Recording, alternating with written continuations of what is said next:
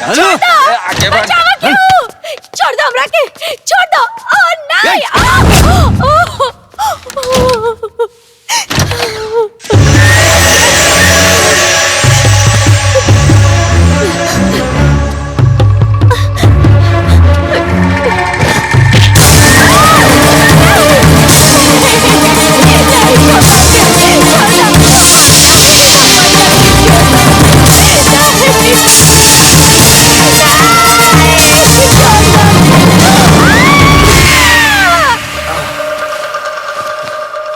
मालिक, वो लड़की के का करी?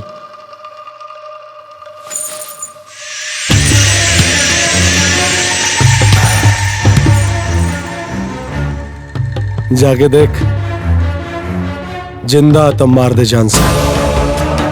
अब मार के धर्मपुर और बरियारपुर के ठीक बीचों बीच फेंक दे। जा सब।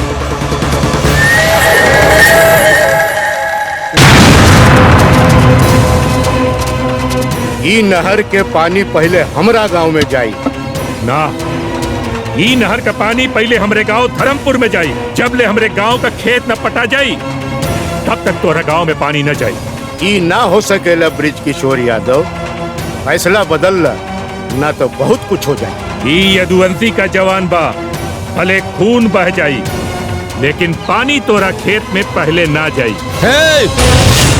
राजपूत के खून में इतना गर्मी होला ना कि वो आदमी को कु आदमी बना देला। और यादव के मुंह में इतना गर्मी होला तू लोहो के पिघला के पानी कर देवेला। औकात में रहा सब फाड़ के रख दे, भीख मांगे के लायक भी ना रुक,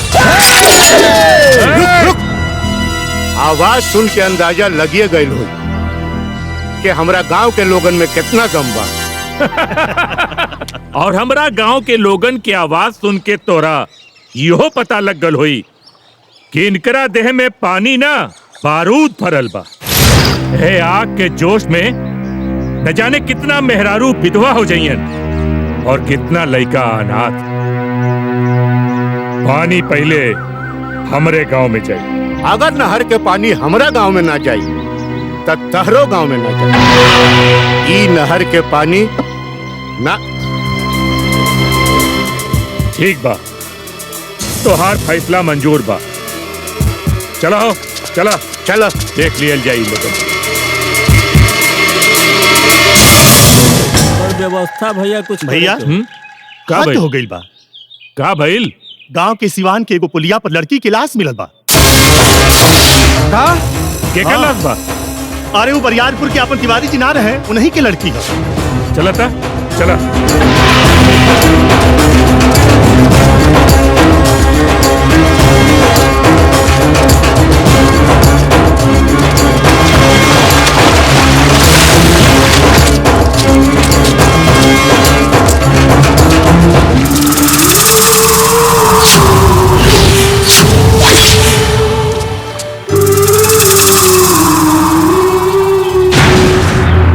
ब्रजकिशोर यादव, तहार गांव के लड़का हमार गांव के लड़की से मोहब्बत करके होकर जान ले लेला। आज वो लड़का के अरे तो का उखाड़ लेबे हैं? माने तन कि लड़की तोरे गांव का बिया, पर एकरे साथे जौन कुछ भी भइल बा वो हमरे गांव का कोनो लड़का कइले बा, ई कैसे कह सकेला? ना, और अपने गांव के लड़कियन के संभाल के रखा। अरे संभाल ले, लेकिन तू लोग भी अपना लइकन के संभाल के रखिया, न तक काट के इतना टुकड़ा करब न कि जलावे घरी शमशान के जगह भी कम पड़ जाई। हमारी गांव की एक भी लड़कन के कुछ भाई न तो पूरी गांव की लौंडन के छक्का बना के घुमाते। ये वक्त बताई के छक्का और के पक्का मर्द बनके अपन जिद पूरा करी। और तो हर गांव के कौन लड़का हमार गांव में आ गई, काट के रख दे, और काटे के बाद अंतिम संस्कार करे खातिर लाश तो दूर राख भी भेंट ना होखी। राख का बात छोड़, अगर हमरे गांव के कौनो लड़का के हाथ भी लगैले ना तो हमनी मिलके इतना थूरब कि थूक चाट के जिंदगी खातिर भीख मांगे लायक भी ना रहिबे। मंजूर बा। ले जा एकरा के। चलो चला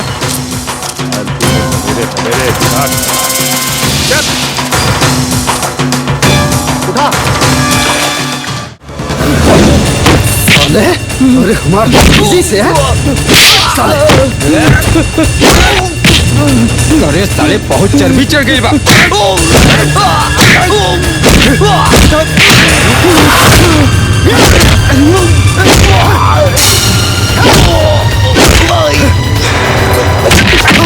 अरे साला नमल में तू साला।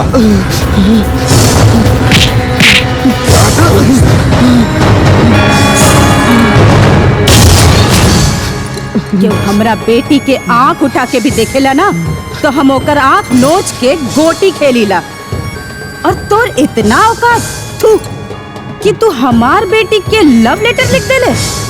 चल ई थूक चाट और हमार बेटी से माफी मांग, नहीं तो तोर सीना में हम इतना गोली भर दे कि केहू के भी ते लव लेटर लिखे लायक न रह जाइबे। सीना पर तो हसीना खातिर गोली खा के मर जाए, लेकिन थूक के कबो न चाटी। काहे कि अगर हम थूक के चटनी तो प्यार पर से आशिक के भरोसा उठ जाए। कबो न चाटी। कुकुर के पोछी 13 साल नली में रखा, टेढ़ के टेढ़े रही। ई मजनू के औलाद हिया ना हुआ मानी हुआ। मर गई मजनू के औलाद।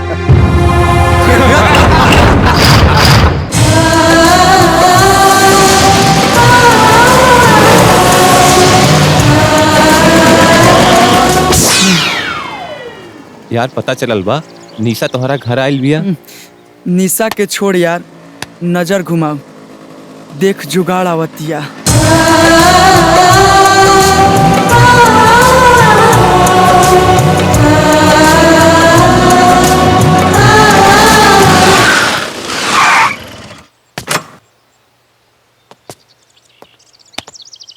तोहर बाप के प्रॉपर्टी है का? जैसे ध्यान लगा के देख रहल बाड़ा। अरे साला का चीज बिया। तुम्हारे बाप के प्रॉपर्टी है त का उघार के चलबू? मिल जाई नु, जिंदगी बन जाई साला। तो के रखा हम केसहू चली, तुहार का फटता। तोरा के पावे खातिर कुछ कर दे। अगर ऐसा ही 2 ताला देखावत चलबू ना तो केहू ताला तुरे खातिर तैयार हो जाई। लफुआ लेकिन के मुहे लागले बेकार होला।